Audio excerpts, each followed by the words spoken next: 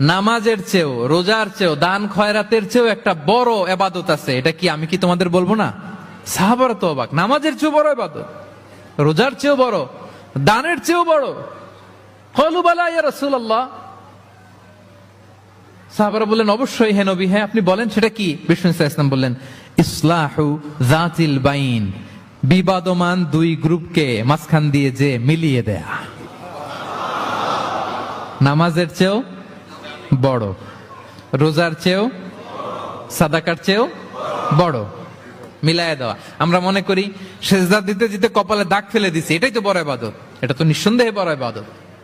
আমরা মনে করি হজ করতে করতে শেষ করে ফেলতেছি, এটাই বড় ইবাদত। জিকির করতে করতে আমরা দিনরাত এক করে ফেলতেছি, এগুলো তো নিঃসন্দেহে ইবাদত। কিন্তু দুই ভাই বিবাদমান দুই গ্রুপের মধ্যে আপনি যদি মিলিয়ে দেন, এগুলো নফল রোজা, নফল দান, নফল সালাতের চেয়ে বেশি সওয়াবের কাজ। পড়েন সুবহানাল্লাহ।